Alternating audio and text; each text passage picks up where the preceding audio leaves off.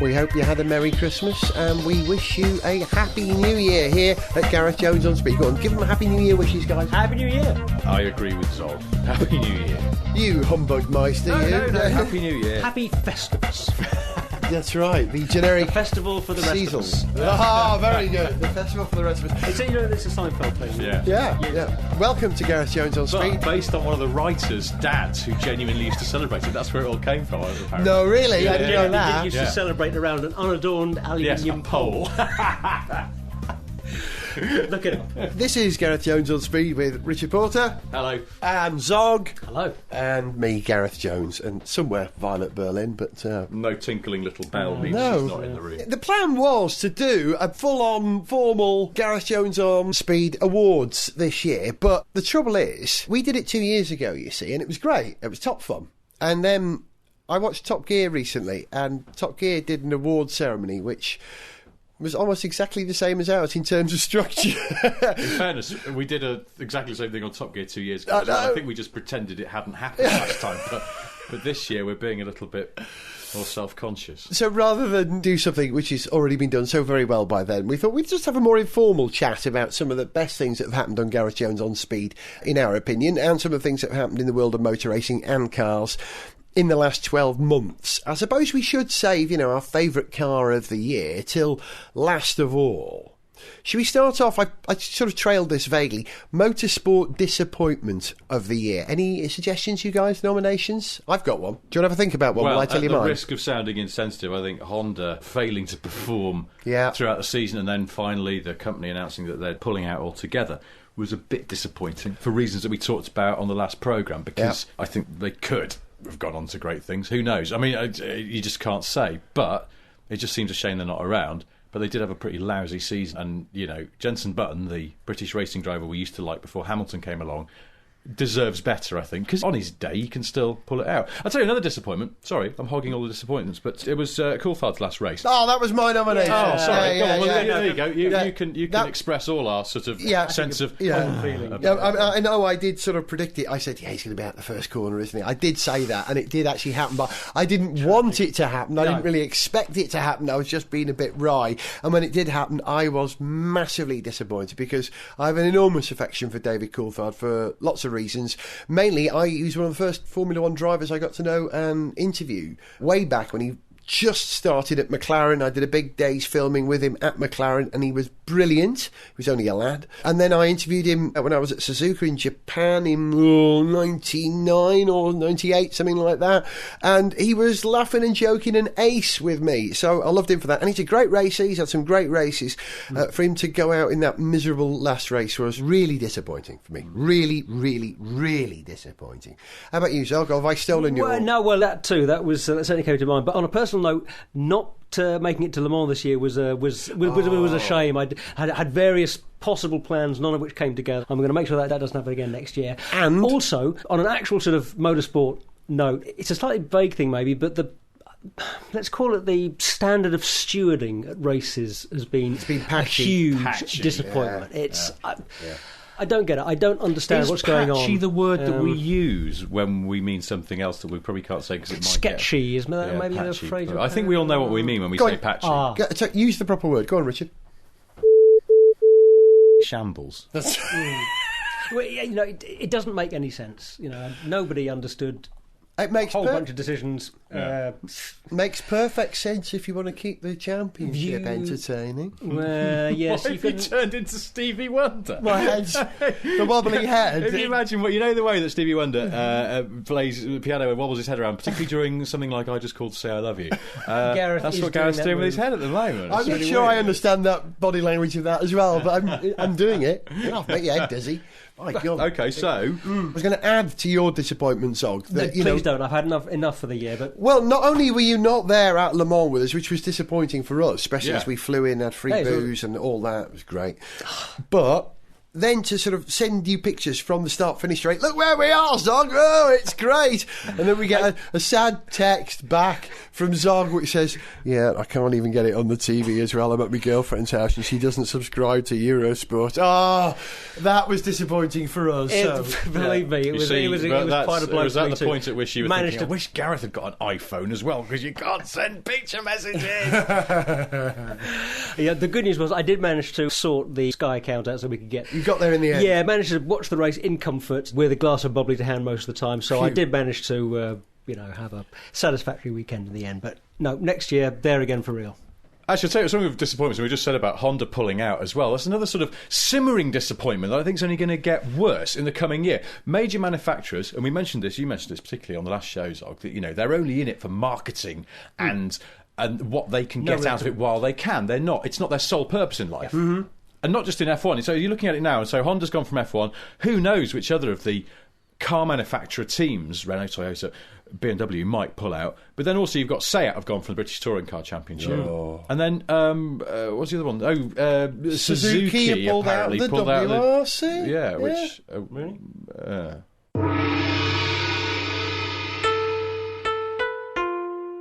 Gentlemen of Honourable Suzuki Board of Management, it is with great sadness that I must announce today that Suzuki will be withdrawing from the World Rally Championship with immediate effect. I am so sorry. Does anyone have any question? Yes, Yakamoto-san, I have one question. We were in the World Rally Championship? Yes, we competed in the 2008 season. Are you sure? I think I would have noticed this. We were there last year, and before that the Junior Rally Championship since 2002. I have a supplementary question. The Junior what? Look, we've been bloody rallying for 6 years. You're not confuse us with Subaru. No, not Subaru. Suzuki, our rally team for many years. Why you not bloody paying attention? Jeez, I got to go break this news to our drivers. I have second supplementary question. We have drivers? Honourable drivers, Anderson-san and Gardner-Meister-san, I am sorry to inform you that Suzuki will be withdrawing from the WRC with immediate effect. Hey. Right. And why are you telling us this? Well, it is certainly very terrible news. All that great heritage, those legendary blue imprezas with the proud legacy of Burns and McRae. That's bloody Subaru! I talk about Suzuki! Suzuki!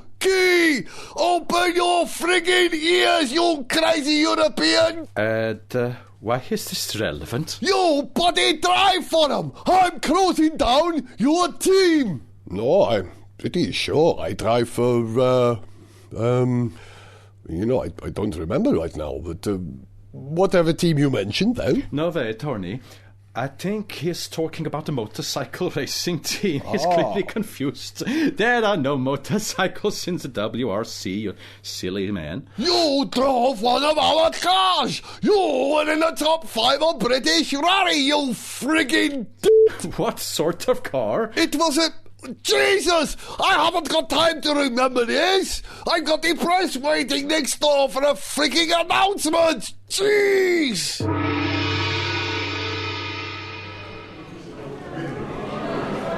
Ladies and gentlemen, thank you for your honourable presence here at Suzuki today. I have a faith I have asked you here to announce that Suzuki will be withdrawing from the World Rally Championship with immediate effect. Does anyone have any question? Don't you have to, actually be in, the World Rally Championship before you can, withdraw from it? Yeah, I think you might be confusing yourself with Subaru. Look, Suzuki was in the bloody WRC, okay? And now we are not. Got it? Jeez, what is wrong with you people? What sort of car did you use in the this World Rally Championship that you were in? Look, I don't have that information right now, okay? It was, the small one in our range, probably. This doesn't matter right now, okay?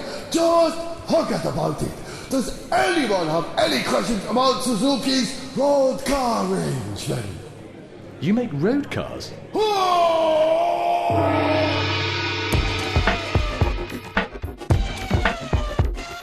This is Gareth Jones on Speed's Informal Speedies, the world's most informal podcast-based motoring and motorsport-related awards ceremony, without the ceremony aspect, just three blokes talking about things affectionately.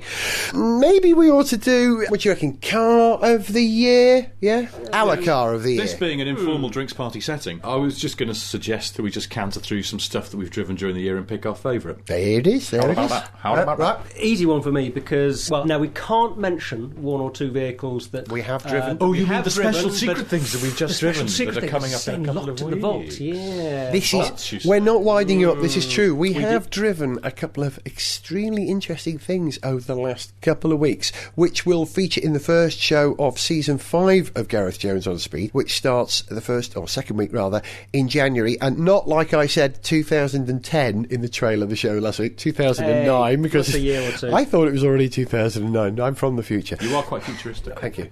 But yeah, we've got some real treats. Amazing cars, aren't they, guys? Amazing. I'm not going to give anything away, because that would be preempting what we're going to say next. Okay, but certainly you're going to want to hear it. But my car of the year, no question, Lotus Elise SC. Knew you'd say it. Not just because it took us to the British Grand Prix, but just because it's just a little jewel of a car. Beautiful little sports car. It's everything I want out of a little sports car. Fabulously responsive, looks wonderful, goes like stink, hangs on forever.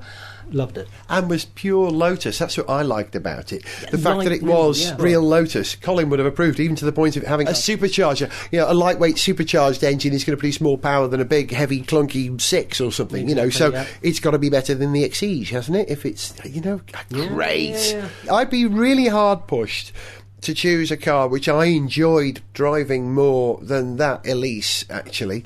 And I'd be prepared to give away quite a lot of possessions in order to just have stuff that can fit in the car and go. Yeah. People who say, well, you know, there's just not enough luggage space in this thing. They're looking at it the wrong way Zog, around. you seem to have turned up at this wedding wearing a pair of jeans and an old T-shirt. Yes, have you seen my Lotus? But actually, I would argue that the Lotus Elise... I'll try that next time. Yeah. I would argue that the Lotus Elise is not that compromised in terms of space available, because if you think about it, when you go to the British Grand Prix, you need all the stuff for a brilliant hot summer's day. You need all the stuff for a very chilly, cold November day, because that's what it can be like in July at Silverstone. You need all the clothes for an extremely wet March day, which is what it could be like at Silverstone in July. You also need your recording equipment, because you're doing an episode of Gareth Jones on Speed. You need chargers. Warning, this may not apply to you. Phone chargers. Video cameras. Yeah, exactly. Computer. All that stuff that we brought with us. Yep, all that. And we all managed to get it in the car. Admittedly, it was around at our feet a lot of the time. But we got it all, absolutely. So we carry loads of useless shit around with us. Here's some of the cars we've driven this year that are worth a mention. The Mini Clubman Cooper S, which I was smitten by to a point at the time where I phoned them up and said, can I buy it? And they said, yeah, you can. I said, well, can I have a bit of money off? And they said, yeah, you can have a bit of money off. And they offered me a bit of money off. And I went back to Violet and said, they've offered me a bit of money off, I could have it. And she said, do you really want it? I said, yeah, I really want it. Then I just chickened out at the last minute. But that was really close. You were that, yeah. OK, now that counts. That's commitment. I could see myself living with a Mini Clubman, especially the Mini Cooper S version. I did enjoy the BMW 635 diesel convertible as well. I couldn't live with it because it made my son vomit. It did. That car, it was too fast for him. We've mentioned the Elise. The Peugeot Expert TP. It's not really a car, it's a van masquerading as a car. Renault Laguna Coupe GT, beautiful, drives well. I don't want to be the only person in the world driving it. The Renault Megane hatch, capable, but the Renault Megane Coupe, actually, I quite like that, but I wouldn't say it was car of the year. And I can't mention some of the other cars. It's very exciting. OK, how about you, Richie? Because you had your VXR8 for a lot of the year, didn't you? I had my VXR8 for a lot of the year, but what did I drive this year? You've done a list, you see. I didn't do a list. I'll tell you what, Your Swift? Oh, my little Suzuki Swift, yeah, lovely little car. That. Lovely little car. And also, now, there's that Renault Twingo Sport. The 133. Twingo Sport. And I can't remember the grammatical error. They always... Renault Sport Twingo 133 or something like that. Right, which is about the same price as the Swift. And it's the first time there's been something for that sort of 11.5-ish grand, because there's that Fiat 500 Abarth coming, which I'm very excited about. I haven't driven rocket car, which I think is quite groovy. The Twingo I haven't driven yet, but I know people who have, and I think it sounds like the Swift is still better. Not a perfect car, but then I quite like cars that are slightly imperfect, and I just found it a very usable, very endearing little hot hatch, and because it's quite rare as well, you don't see them around all the time, and so it just makes you feel a little bit special. That's important, I think. Which is important. You've had a couple of Jags, haven't you? A couple of Jags this year? Jaguar XF, that was this year, wasn't it? Yes. Yeah, it was. Yes. That's a good car. So if I was nominating a car of the year, like a proper car of the year, like a car of the year jury do, as a sort of big, lovely car, quite expensive, Jaguar XF is a superb all-rounder, and I just think it has a little bit more character and a little bit more personality than the 5 Series or an E-Class, good though they are, and is only going to get better as well because they've got some new engines coming next year, and the XFR, which you're going to find out about. I'm going to go and find out about that quite soon, I hope, as well, so I should be able to report back in, I don't know, a couple of shows' time maybe. Did you hear that then? I was so excited about the prospect of the new engines in the Jag, I clicked like a little horse. A little squirrel. I'm not sure what that means, but I was very excited by it. Quite weird. I'm going to stand over here now. So, yes. But actually, real world car of the year, if I was sort of giving someone some advice about what's a great car, and it's never what wins actual car of the year, very rarely, is it? I mean, Vauxhall Insignia. Do you want to know a funny bit of trivia about that car, though? Vauxhall Insignia, car of the year, European car of the year. They had to pay the makers of a defunct 80s deodorant and men's toiletries line, also called Insignia, some money for the name.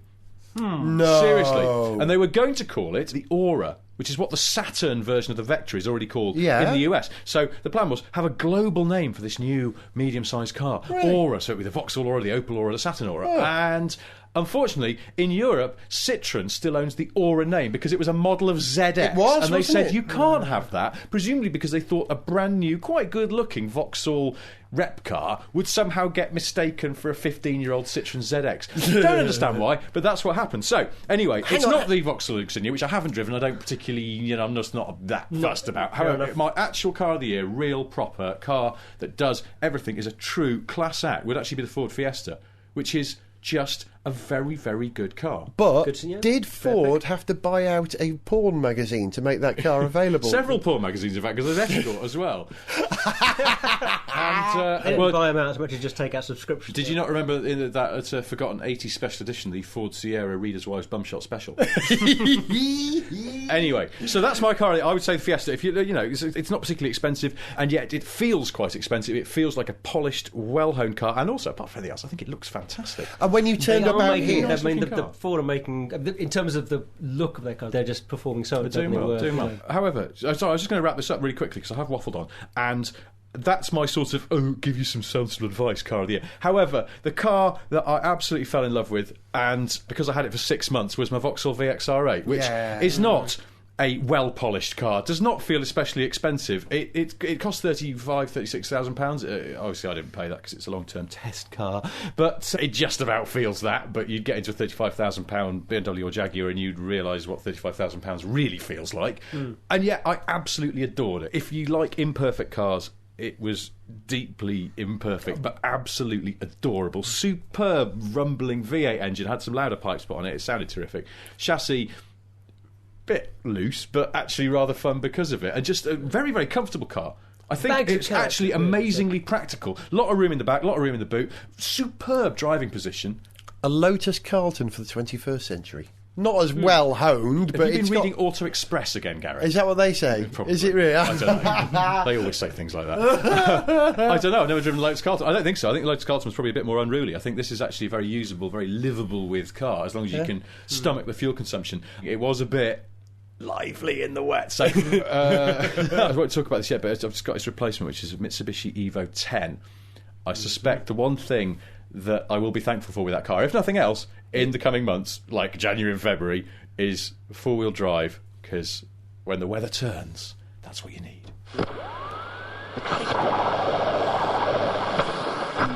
And you're listening to Radio Norway, and that, of course, was AHA. And coming up in a moment, more AHA.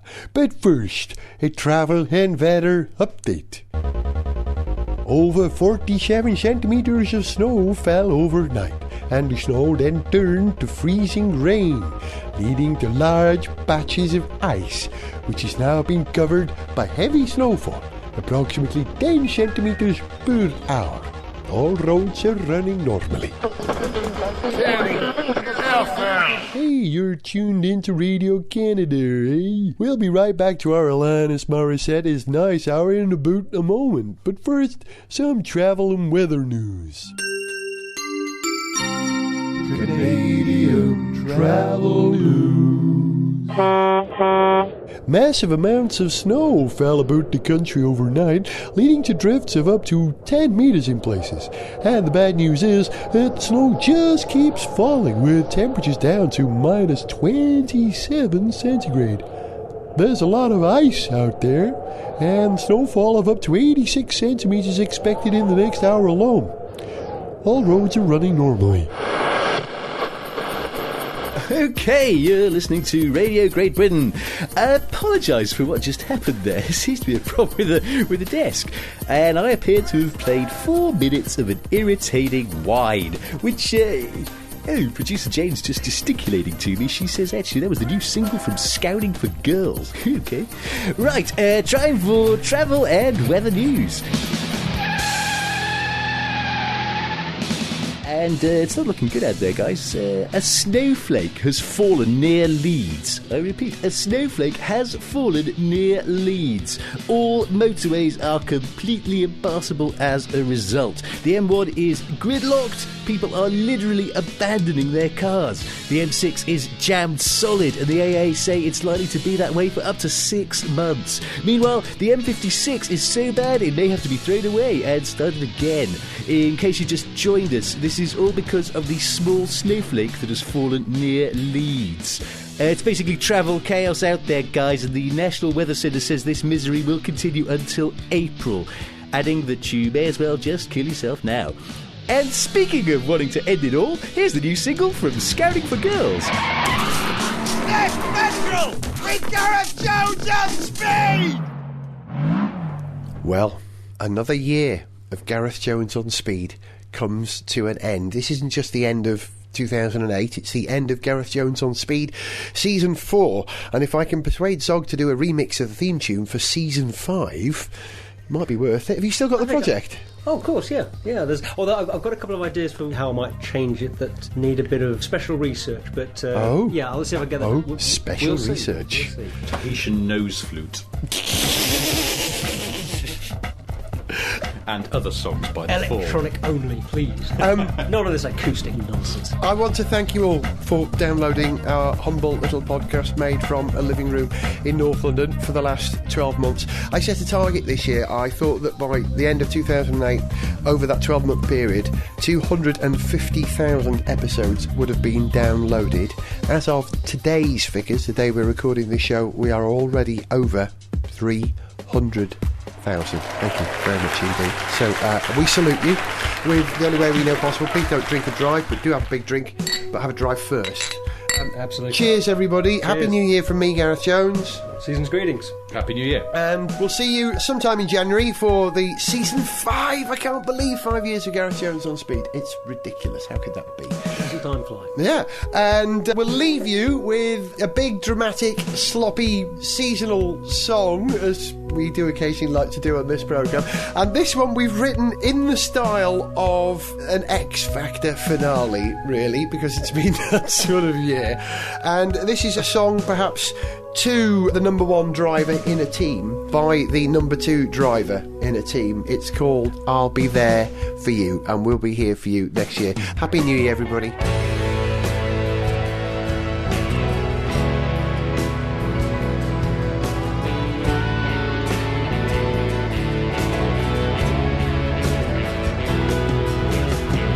I know that things have been difficult between us, and it's come to the crunch today. Hey, you better find a sponsor to your handsome and your butch. You're quicker than me, but not by much, so I see how you got away. I'll let you pass, and I'll make it stay.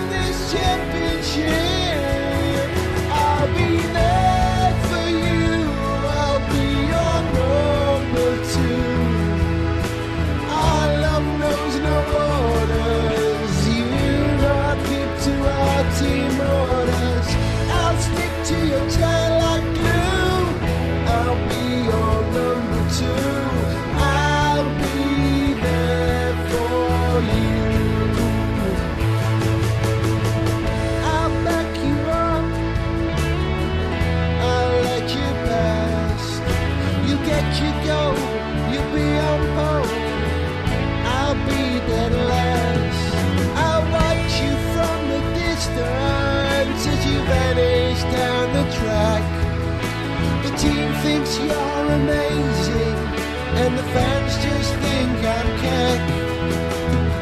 I'll back you up, I won't let you down. I'll help you win the driver's crown. I'll be there for you, I'll be your number two. Our love knows no borders, you know I'll keep to our team orders. I'll stick to your tail like glue, I'll be your number two.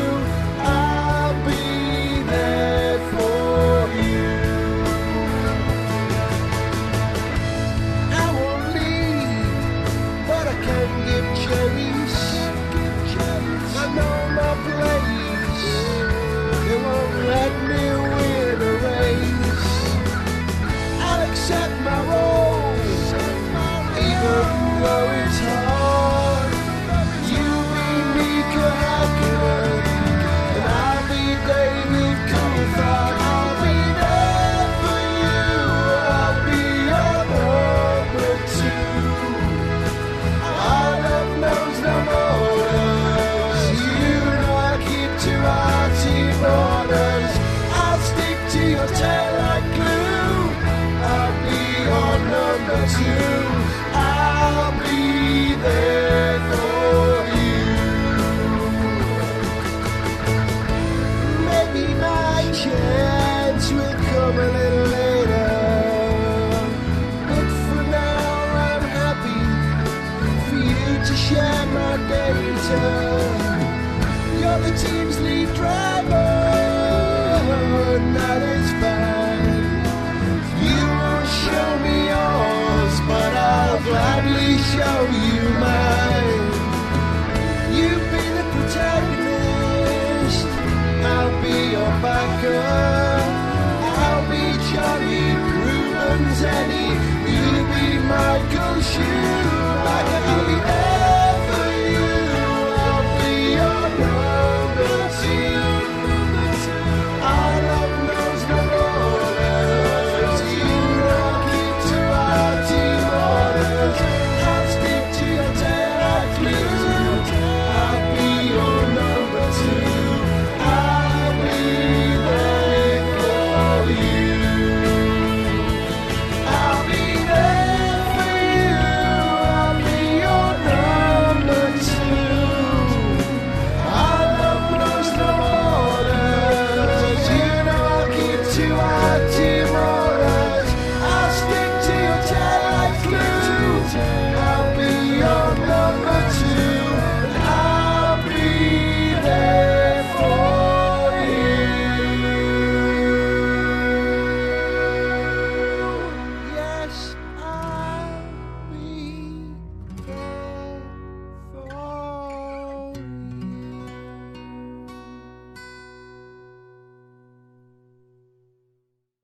You can write to the show on speed at garethjones.tv. More information and lyrics at www.garethjones.tv or subscribe for free at the iTunes store. Gareth Jones on Speed is made by Whizbang.